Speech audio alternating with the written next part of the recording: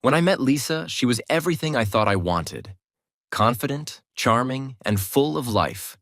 She had this magnetic energy, the kind that made people gravitate toward her in a crowded room.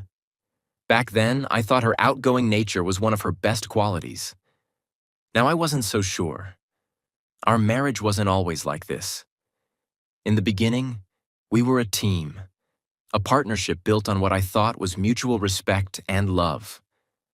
I worked hard, building my business from the ground up while Lisa brought warmth and charisma to our home. We complemented each other, or so I believed. But over the past year, something shifted. It started small, as these things often do. Lisa became distant. At first, I chalked it up to stress. She'd recently taken on a volunteer project at a local art gallery, and I figured the long hours and new responsibilities were taking their toll. But then there were the late nights, the vague explanations, the half-hearted apologies when she didn't show up for dinner. I remember the first time I asked her about it. It was a Tuesday night, and she'd come home hours after she said she would, her makeup slightly smudged and her hair smelling faintly of a cologne that wasn't mine. "Where were you?" I asked, keeping my voice calm despite the storm brewing in my chest. "With Alex," she replied casually, tossing her purse onto the couch. "We grabbed drinks after the gallery meeting. I told you about that, didn't I?" She hadn't. I was sure of it. But when I pointed that out, she just rolled her eyes. "You're being paranoid, David. He's just a friend. I don't know why you always jump to conclusions." That became her mantra. He's just a friend. Every time I asked, every time her stories didn't quite add up, that's what she told me. And every time I tried to believe her. I told myself I was being overly suspicious, that my doubts were a reflection of my insecurities, not her actions. But it was hard to ignore the patterns. The way her phone was always face down on the table. The way she suddenly had meetings or events that never seemed to end when they were supposed to. The way she lit up when she talked about Alex, his sense of humor, his taste in music, his insights into art. One night, I asked her outright, "Lisa, are you seeing someone else?" Her reaction was immediate, and not what I expected. She didn't get defensive or angry. Instead, she laughed. "David, do you even hear yourself? Alex is just a friend. Why would you even think that?" I couldn't tell her why. Not without sounding crazy. But there was something about the way she said his name, the way her eyes softened and her lips curled into a faint smile, that made my stomach twist. Still, I let it go. What else could I do? I didn't have proof, just a nagging feeling that something wasn't right. And Lisa was so good at reassuring me, at making me doubt my own instincts. But the doubts didn't go away. They only grew stronger, especially as her behavior became harder to ignore. She started dressing differently, sleeker, more polished. Her laughter felt more distant, as if she were somewhere else even when we were in the same room. And the intimacy between us? That was the biggest casualty of all. It wasn't just physical. It was in the little things. The way she stopped holding my hand when we walked together. The way she no longer asked about my day or shared hers in return. Our conversations became transactional, reduced to logistics and surface-level pleasantries. I started dreading the nights when she came home late, smelling like someone else's cologne. I hated the mornings when she left early without a goodbye, her phone buzzing with messages from numbers I didn't recognize. And most of all, I hated how powerless I felt. I tried to confront her again, this time more directly. "Lisa, I feel like we're drifting apart. Is there something you're not telling me?" Her response was almost pitying. "David, you're imagining things. Maybe you should focus on your work instead of overanalyzing everything I do." Focus on my work. That was her answer to everything. And in a way, she wasn't wrong. My work was the one thing I could control, the one area of my life where I still felt competent. But even that started to suffer under the weight of my doubts and frustrations. By the time Alex became a regular name in our arguments, I'd stopped asking questions. What was the point? Every time I brought him up, it ended the same way, with her accusing me of being insecure, controlling, or paranoid. I thought about hiring a private investigator, but the idea felt too extreme, too final. If I went down that road, there would be no turning back. So instead, I kept my suspicions to myself and tried to focus on the parts of our marriage that still worked, however few they were. But even as I tried to ignore the cracks in our foundation, I couldn't shake the feeling that Lisa was slipping further and further away from me. And the worst part? I wasn't sure if I wanted to hold on anymore. Maybe she was right. Maybe I was being paranoid. Or maybe, deep down, I already knew the truth. I just wasn't ready to face it yet. The night of the party felt like a crossroads before I even walked through the door. I couldn't quite explain it, but there was this weight in the air, as though the universe was holding its breath, waiting for something to snap. It wasn't just any party. It was an annual event hosted by one of my business partners, Richard. These gatherings were the epitome of high society, elegant, glittering affairs where everyone seemed to have something to prove. Lisa was unusually enthusiastic about this one. She'd spent days picking out her dress, a sleek black number that hugged her in all the right places. She'd gone to the salon, spent hours on her makeup, and even splurged on a pair of designer heels she'd been eyeing for weeks. Watching her get ready, I was reminded of the woman I fell in love with, the one who could light up a room without trying.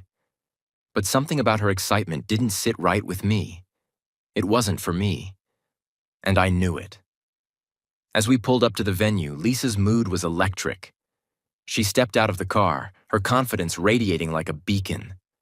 I followed her inside, my gut already churning with unease. The party was everything you'd expect. Soft music, expensive champagne, and people laughing too loudly at each other's jokes. Lisa disappeared into the crowd almost immediately, a social butterfly fluttering from one conversation to the next. I hung back, sipping my drink and exchanging polite nods with acquaintances. This was her world more than mine, and I'd learned long ago that trying to keep up with her in these settings was a losing battle. And then I saw him. Alex. He was leaning against the bar, his posture casual but commanding. He had that air of someone who knew he was being watched and liked it. His smile was too easy, his laugh too loud, and his gaze was locked onto Lisa. I watched as her face lit up when she saw him, her steps quickening as she made her way over. The way he greeted her, leaning in close, his hand brushing her lower back, made my blood run cold. I couldn't hear what they were saying, but their body language told me everything I needed to know. I wanted to walk over, to interrupt, to remind Alex and Lisa who she'd come with. But something held me back. Maybe it was pride. Maybe it was fear of what I'd see up close. Or maybe it was the growing realization that I was the outsider in my own marriage. For the next hour, I kept my distance, but my eyes never left them. They moved around the room together, laughing, talking, their heads bent close in a way that felt far too intimate. Lisa barely looked in my direction, as though I wasn't even there. It was like watching someone else's wife, someone else's life, unfold in front of me. At one point, Richard approached me, his jovial demeanor masking a hint of concern. "Your wife seems to be enjoying herself," he said, nodding toward Lisa and Alex. I forced a smile. She always does. But the words tasted bitter. Enjoying herself. That's what she called it, wasn't it? Just fun, harmless fun with her friend. But there was nothing harmless about the way she looked at him, the way her hand lingered on his arm, the way his gaze followed her every move. The breaking point came later that evening. I had moved closer to the bar, needing something stronger to dull the edges of my frustration. As I waited for my drink, I overheard snippets of their conversation. "You look stunning tonight," Alex said, his voice low and deliberate. Lisa laughed, a soft, melodic sound that used to belong to me. "Stop it. You're going to make David jealous." "Am I?" Alex replied, his tone dripping with mock innocence. He doesn't seem to mind, or maybe he's just used to it by now. My grip tightened around my glass. Used to it? The audacity of his words hit me like a slap, but it was Lisa's response that truly gutted me. She smirked, leaning closer to him. David's harmless. He knows this is just friendly. Friendly. That word again. It felt like a knife twisting in my chest, its blade honed by months of denial and gaslighting. I could feel the stares of others nearby, could hear the murmured whispers that followed wherever Lisa and Alex went. The humiliation was palpable, and for the first time, I felt like I truly didn't belong. Not just at the party, but in her life. When she finally glanced my way, it was almost as an afterthought. Our eyes met across the room, and for a split second, I saw something flicker in hers. Guilt? Concern? Or was it just annoyance that I was still there, watching, waiting? By the time we left the party, my silence was heavy enough to fill the car. Lisa, of course, acted as if nothing was wrong. She chatted about the people she'd seen, the conversations she'd had, her tone light and carefree. It was infuriating. Finally, I couldn't hold it in any longer. I saw the way he looked at you, I said, my voice quiet but firm. Her response was immediate and unapologetic. And I liked it. What are you going to do about it? Her words hit me like a punch to the gut. The casual cruelty of them, the way she didn't even bother to deny it. It was the final crack in a foundation that had been crumbling for months. I stared at her, searching for some sign of remorse, some hint that the woman I married was still in there somewhere. But all I saw was defiance. Nothing, I said finally, my tone as cold as the ache in my chest. I'll let him have you. I only fight for things with value. She didn't reply, and the silence that followed was deafening. By the time we pulled into the driveway, I'd already made up my mind.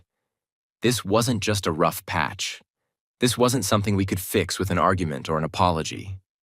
This was the end. And deep down, I think Lisa knew it too. The morning after the party, I woke up with a strange sense of clarity. It wasn't peace. No, far from it. But for the first time in months, maybe years, I knew exactly what I had to do. There was no anger, no shouting, no impulsive decisions made in the heat of the moment. Just cold, calculated certainty. Lisa was still asleep when I got up. I stood in the doorway of our bedroom for a moment, watching her. She looked peaceful, as if she hadn't just shattered everything we'd built together the night before. It was a cruel irony, how someone could look so serene while leaving someone else in pieces. I wanted to feel something. Anger, sadness, maybe even love. But there was nothing left. She had drained me completely. I went to the office downstairs and sat at my desk, opening my laptop. Over the next few hours, I systematically dismantled every connection we shared. Bank accounts, credit cards, investments. I closed or transferred everything with my name on it. I wasn't going to leave her with a single cent. I wasn't doing this out of spite. It was survival. Lisa had made her choices, and I wasn't going to bankroll her new life with Alex or anyone else. Once the financial ties were severed, I started packing. I didn't take much, just the essentials. Clothes, toiletries, a few personal items. Everything else could stay. The house didn't feel like home anymore. It felt like a shell, a place where lies had been carefully cultivated and nurtured. I couldn't live there, not after everything. I left a note on the kitchen counter. It wasn't poetic or emotional, just a few lines that said everything I needed to say. You wanted him. Now you have him.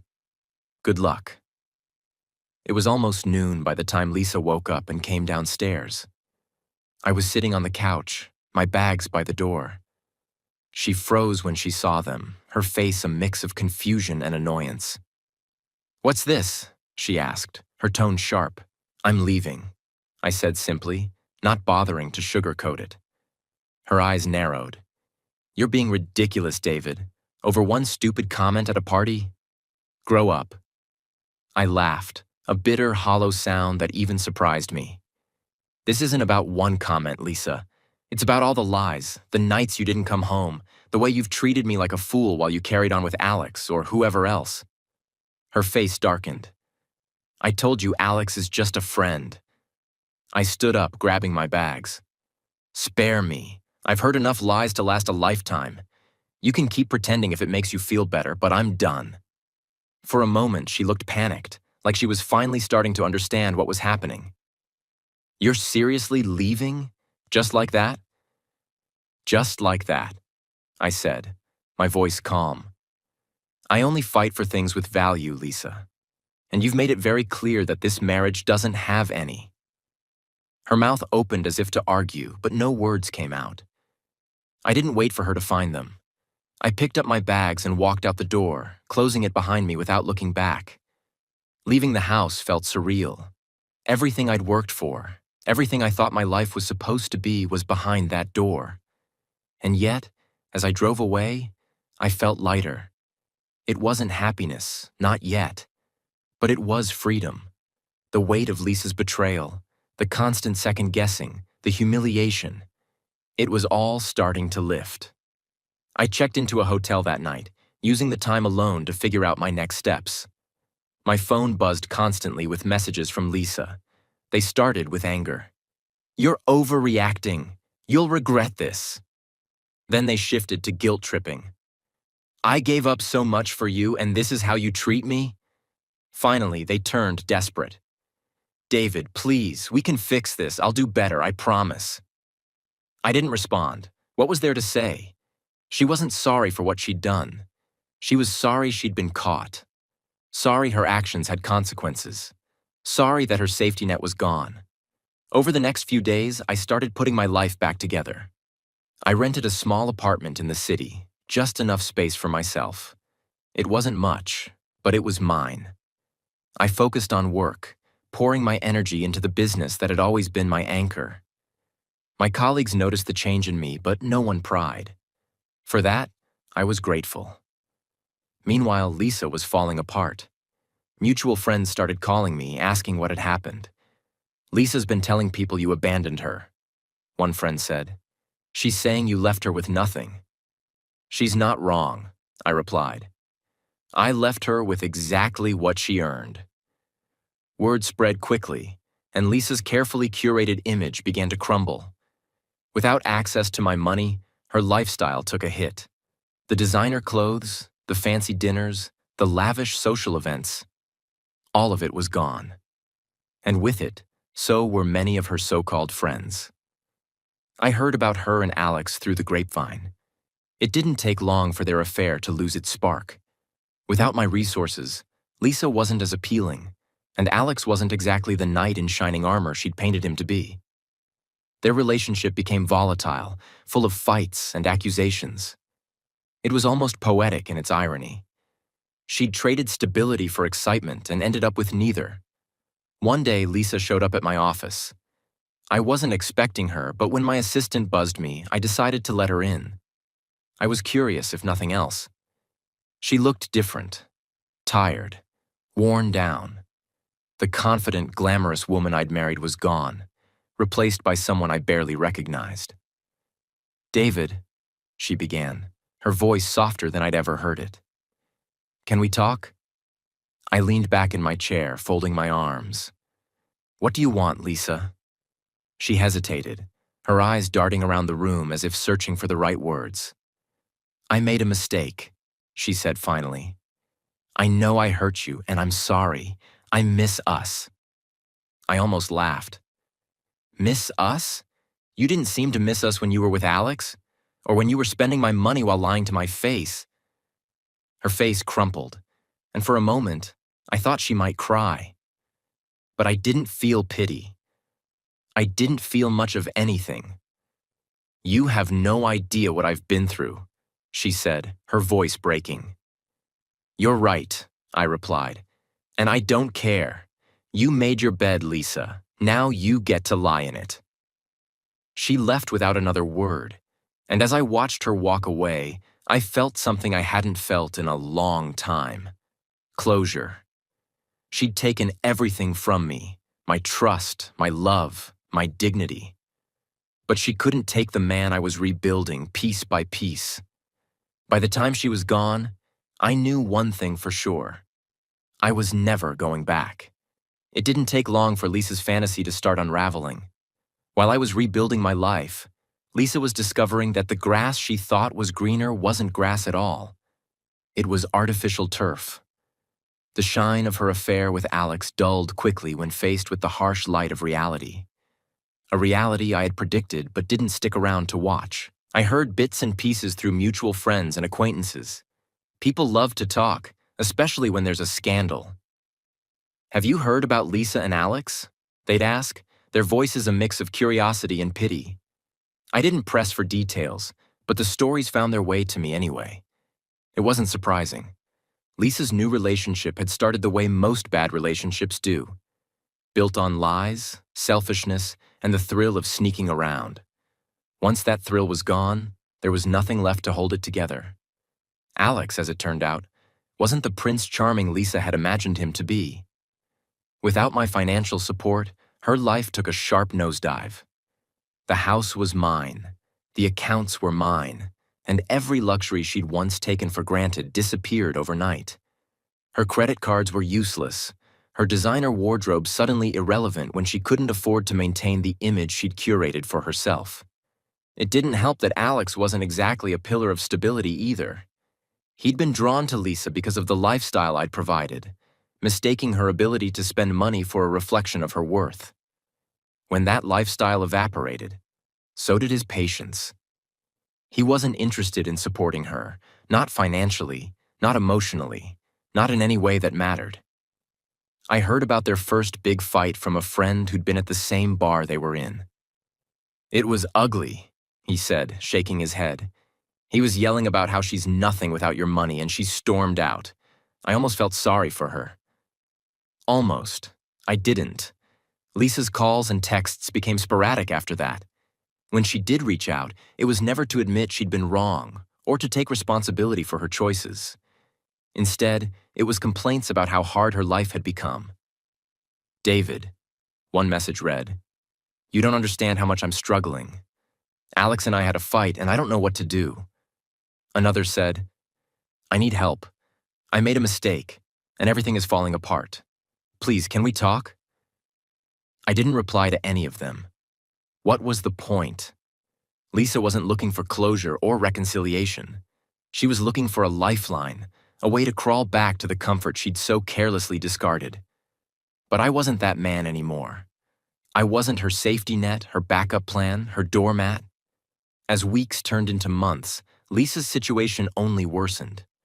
I heard she'd moved out of the small apartment she'd shared with Alex after he'd finally had enough and kicked her out. Apparently their fights had escalated, with Alex blaming her for dragging him into a life of financial instability and Lisa accusing him of using her. Both were probably right. One of her friends, someone I barely knew, called me one afternoon. "David, I don't know if you care, but Lisa's not doing well," she said, her voice hesitant. "She's staying on someone's couch and barely getting by. Maybe you should talk to her." "Why?" I asked flatly. "She made her choices. Let her deal with them." The friend didn't argue, and I appreciated that. I wasn't interested in playing the role of savior, not for Lisa. She'd made it clear that I wasn't enough for her when it mattered. Now she was finding out that the life she'd thought she wanted came with a price she couldn't afford. What I found fascinating, in a darkly ironic way, was how Alex's behavior mirrored Lisa's. Just as she'd taken me for granted, assuming I'd always be there no matter what, Alex had done the same to her. He thought he could live off the remnants of her old life without contributing anything of value himself. When it became clear that wasn't possible, he turned on her, revealing the kind of man he truly was: shallow, selfish, and quick to blame anyone but himself. Lisa, for all her flaws, wasn't stupid. She must have seen the parallels. I wondered if she ever thought about how she'd treated me when Alex was berating her for not being the woman he thought she was. I wondered if she recognized the irony when she realized she'd traded a stable, loving relationship for a man who cared more about appearances than substance. One night, I got a message from Lisa that was different from the others. It was longer, more introspective, almost like a journal entry she hadn't meant to send. David, I know you don't want to hear from me, but I can't stop thinking about what I did to us. Alex was never what I thought he was, and I see now how blind I was. I threw away something good, something real, for nothing. I don't expect you to forgive me, but I just needed to say that I'm sorry. Truly. I read it twice, maybe 3 times, before setting my phone down. There was no anger in her words, no excuses, no attempts to shift the blame. For the first time, Lisa sounded like someone who understood the weight of her choices. But I didn't reply. Not because I was still angry. By that point, I wasn't. I'd moved past the anger, the hurt, the bitterness. I didn't reply because it didn't matter. Lisa's apology, heartfelt as it might have been, couldn't change the past. It couldn't undo the damage or erase the betrayal. And it couldn't bring me back to a place where I wanted her in my life. The reality of her affair wasn't just that it had failed. It was that it had revealed the truth about both of us. Lisa had been chasing something that didn't exist, a fantasy of freedom and excitement that crumbled under the weight of real life. And I'd been holding on to someone who wasn't capable of valuing what we had. In the end, the affair wasn't the cause of our downfall. It was the symptom of something deeper, something broken that we'd both ignored for too long. And as painful as it was, I was grateful for the clarity it brought. Because now, for the first time, I could see the path forward, and it didn't include Lisa. Starting over wasn't easy, but it was necessary. Walking away from Lisa and everything tied to her felt like jumping off a cliff without knowing where I'd land. But in that uncertainty, I found a strange kind of freedom. For the first time in years, my life was mine to shape, unburdened by her lies or my lingering doubts. The first few weeks were the hardest. The silence in my new apartment was deafening, a constant reminder of what I'd left behind. The little routines we'd shared, Sunday mornings with coffee, late-night movies on the couch, were suddenly replaced by an emptiness I didn't know how to fill. But over time, I realized that emptiness wasn't a void. It was a blank canvas. I poured myself into work, not as an escape, but as a way to regain control. My company had always been my anchor, the one thing I could rely on when everything else felt unstable. Now it became the foundation for my new life. I spent long hours at the office, not out of necessity, but because I wanted to build something that was entirely mine, free from Lisa's shadow. But it wasn't all about work. I began reconnecting with parts of myself I'd forgotten. I started going to the gym regularly, rediscovering the physical strength I'd neglected during the tail end of my marriage. Each session felt like a small victory, a reminder that I was capable of growth, of pushing through pain and coming out stronger. I also reached out to old friends, people I'd lost touch with over the years. At first, I was hesitant. What would I say? How would I explain what had happened? But as I opened up, I realized I wasn't alone. Many of them had their own stories of heartbreak and resilience, and their support became a lifeline I hadn't known I needed. One friend, Tom, convinced me to join a hiking group he was part of. At first, I wasn't sure it was my thing. I wasn't exactly the outdoorsy type. But on my first hike, standing at the top of a trail and looking out over miles of unspoiled landscape, I felt something I hadn't felt in a long time. Peace. There was something humbling about the mountains, their quiet strength and unyielding presence. It reminded me that life goes on no matter how broken you feel. In the midst of all this rebuilding, I started to think about what I really wanted. Not just in a relationship, but in life. Lisa had consumed so much of my energy, my focus, my identity. Without her, I was finally free to figure out who I was and what made me happy. I began trying new things, cooking classes, photography, even learning to play the guitar. Some of it stuck, some didn't. But it all helped me grow. And then there was Rachel. I met her at a networking event I almost didn't attend.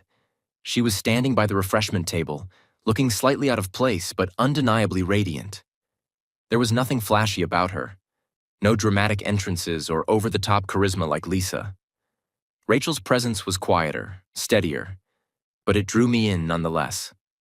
We struck up a conversation, and I was struck by how genuine she was. She didn't try to impress me or dominate the conversation.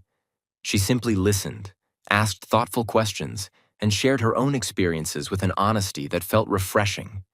It wasn't love at first sight, nothing so dramatic. But there was a connection, one that grew stronger with every interaction. Rachel and I started seeing each other casually at first. Dinners, hikes, the occasional movie night. It wasn't about replacing Lisa or rushing into anything serious. It was about finding someone who valued me for who I was, someone who saw me as an equal rather than a stepping stone or a safety net. One night, as we sat on a park bench watching the city lights twinkle in the distance, Rachel turned to me and said something that stayed with me. "You've been through a lot, but it doesn't define you. You're more than your past, David." She was right. My time with Lisa, as painful as it had been, didn't define me. It was a chapter in my story, not the whole book. And now, with Rachel by my side, I was ready to start writing the next one. For the first time in a long time, I felt hopeful. Not just about love, but about life. I'd lost so much, but in the process, I'd found something far more valuable. Myself. And that, I realized, was worth more than anything I'd left behind. I wasn't surprised to hear that Lisa's life had taken a nosedive after I left. To be honest, I didn't relish the thought of her suffering. I'm not that kind of person. But I also couldn't deny the grim satisfaction of knowing she was finally experiencing the consequences of her choices. Choices she made freely, without regard for what they would cost. The whispers started small. Snippets of gossip passed along by mutual acquaintances. "Lisa's been couch surfing," one friend mentioned over coffee. "She and Alex broke up and she's struggling to keep it together." Another said, "She called me the other night crying. I've never heard her sound so lost." At first I shrugged it off. It wasn't my problem anymore. Lisa had made her bed, and now she had to lie in it. But the stories kept coming, painting a picture of a woman unraveling under the weight of her own decisions. The breakup with Alex had apparently been brutal. Their relationship, built on deceit and the allure of something forbidden, couldn't survive the reality of financial hardship. Without my money to cushion her lifestyle, Lisa became a liability rather than an asset in Alex's eyes. The fights grew louder, the blame more pointed. According to what I heard, he called her out for being nothing without David's money, a cutting reminder of what she'd thrown away. Lisa, for her part, tried to stand her ground. But it's hard to argue when the truth is staring you in the face. She was left with no home, no income, and no support system. The friends who'd once flocked to her side at parties and events suddenly seemed too busy to return her calls. One day, out of the blue, I got a call from an old mutual friend, someone I hadn't spoken to in months. "David," she began hesitantly, "I thought you should know. Lisa's really struggling. She's staying with a friend, but it's not a stable situation. She's not in a good place." I listened, silent, as she detailed the latest chapter in Lisa's downfall. The debt piling up, the nights spent crying over what she'd lost, the growing realization that Alex had never cared about her the way she thought he did. "What do you want me to do about it?" I asked when she finished. "I don't know," the friend admitted. "Maybe just reach out? She seems so lost." Lost. That was an understatement. Lisa had been lost for a long time. Long before Alex, long before the party, maybe even long before our marriage. But it wasn't my job to find her anymore. I told the friend as much, politely but firmly. "I've moved on," I said. "Lisa needs to figure this out on her own." Despite the calls, the gossip, and the lingering reminders of what we once had, I didn't dwell on Lisa's situation. My focus was on building a better life, one that wasn't tethered to the wreckage of our marriage. But as the months passed, I couldn't help but reflect on the lessons this whole ordeal had taught me. The first lesson was one of self-worth. For years, I had allowed Lisa's opinions, actions, and approval to define how I saw myself. I'd bent over backward to make her happy, to meet her expectations, to prove that I was enough. But the truth was, I'd always been enough. I just hadn't realized it until she was gone. I also learned that love isn't about convenience or appearances. It's about trust, respect, and mutual effort. Lisa had loved the idea of me, the stability and success I represented. But she hadn't truly loved me, not in the way that mattered. And maybe deep down, I hadn't truly loved her either. I'd loved the version of her I wanted to believe in, not the person she actually was. Another lesson was the importance of boundaries. I'd ignored my instincts for far too long, letting Lisa's charm and excuses override the doubts that gnawed at me. If I'd set firmer boundaries early on, maybe things would have turned out differently. Or maybe they wouldn't have, but at least I wouldn't have wasted so much time doubting myself. Lisa tried to contact me one last time. This time, it wasn't a call or a text. It was a letter, handwritten and delivered to my office. I opened it, half expecting another round of apologies or pleas for help. But what I found was something else entirely. David, it began. I don't know if you'll even read this, but I need to say these things, even if they don't reach you. I've made so many mistakes, and I've lost so much. But the biggest mistake was losing you. Not because of what you provided, but because of who you are. I didn't see it then, but you deserved so much better than the person I was. I'm sorry for everything, for the lies, the betrayal, the way I took you for granted. I don't expect forgiveness, and I don't deserve it. I just hope you find happiness, because you gave me so much of it, even when I didn't appreciate it.